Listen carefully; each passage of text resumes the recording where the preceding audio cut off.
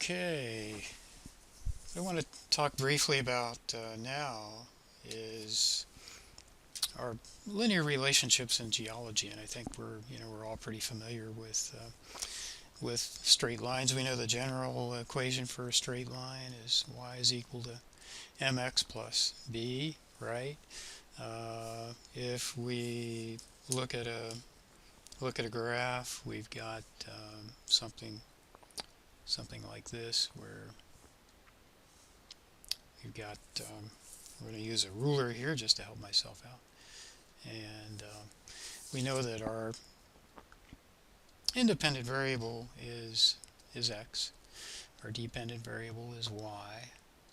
And we've got a straight line which has a slope, and its slope is equal to a delta y over delta x. So m, the slope, is equal to delta y, delta x. So that's a pretty simple looking straight line. Also, the intercept is b. So we're just kind of, this term is associated with the intercept here. Okay, so this particular point on the graph. Now, a geological example could be sediment age versus depth.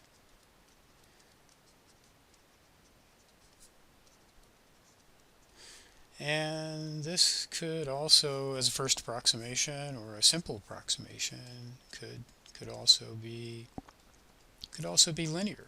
So we could have something like A is equal to k times d. So again, we have we got a couple straight lines. What's our dependent variable? Well, our dependent variable, our y, is a. Our independent variable is d. And we've got a straight line. Let's draw that line again, something like this.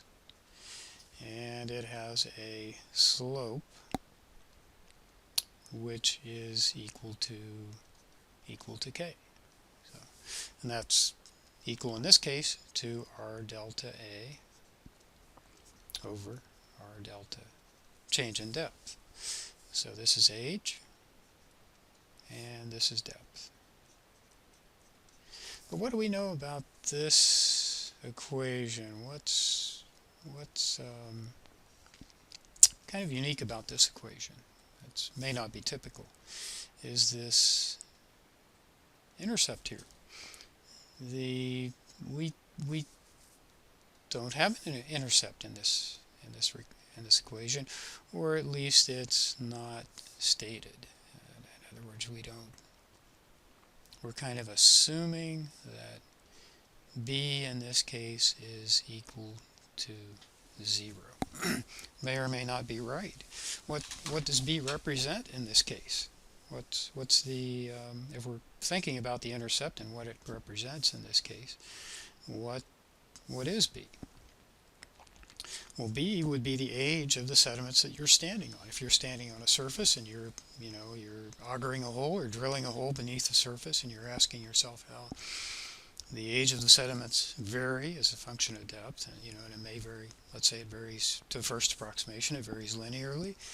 You're basically, when you're looking at this equation, you're saying that the age of the sediments in this particular example is equal to 0. So we're looking at this kind of assumption. Now, more generally, we say that A would be equal to some k times the depth plus the age at the surface, or at basically depth equals 0, so at this particular point. And That could vary. I mean, how do you define zero? You may define zero as some reference depth.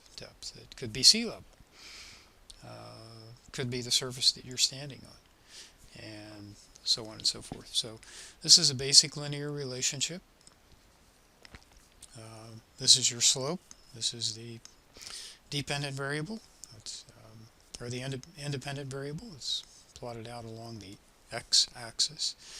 The age is your dependent variable, and it's plotted out along the y-axis.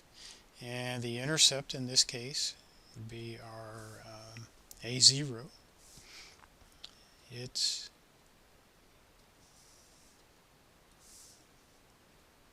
the intercept, and in this equation the intercept is just assumed to be equal to 0. So now remember, we talked earlier on about subscripts. We have an equation like this equal to kd.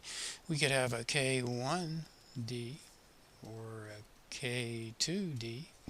K can vary with position. In one location it might be 1,000 years per meter, let's say.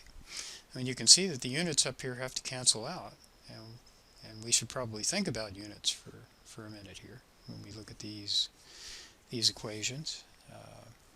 Age is in time, d is in depth, and if we want a on this side, if we want the units of time on this side to be equal to units of time on this side, then we have to have time over depth, units of time over depth for the constant k. Let's call that k1.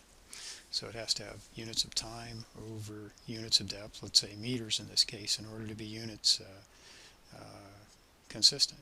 So we could be in another area, and we could have a k2, and that could be 1,000. That could be 2,000.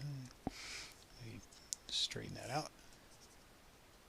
It could be 2,000, or let's say 1,500 years per meter. And so we'd have the age of the sediments varying at different rates in different locations.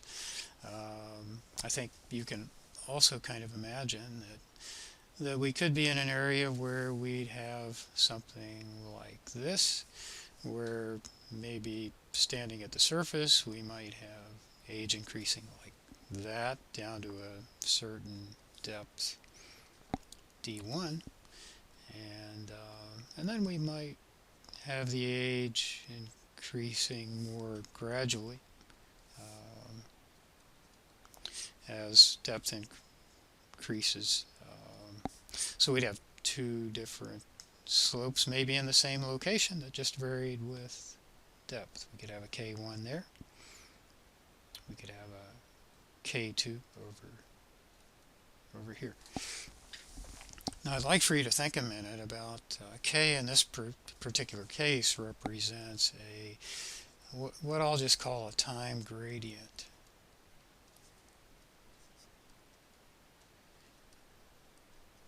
It's basically telling us how time varies spatially, in this case up and down, within the sediment column.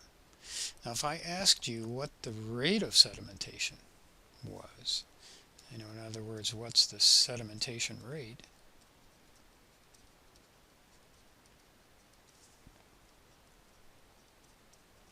then what would that be? Well, sedimentation rate is the thickness of sediment deposited in a certain interval of time. It's how much sediment is deposited in a certain interval of time. So it would be kind of the reverse. It would be thickness in a particular unit of time. And think about it for a minute. This is basically going to be 1 over k. So k is a kind of a time gradient, then sedimentation rate is going to be equal to 1 over k. So some basic things to think about in these linear relationships.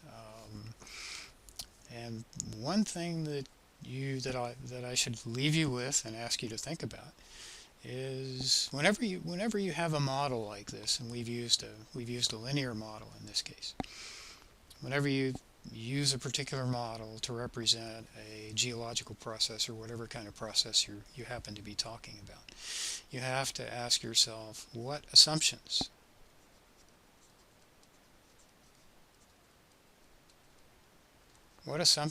have you made? What assumptions does this relationship imply?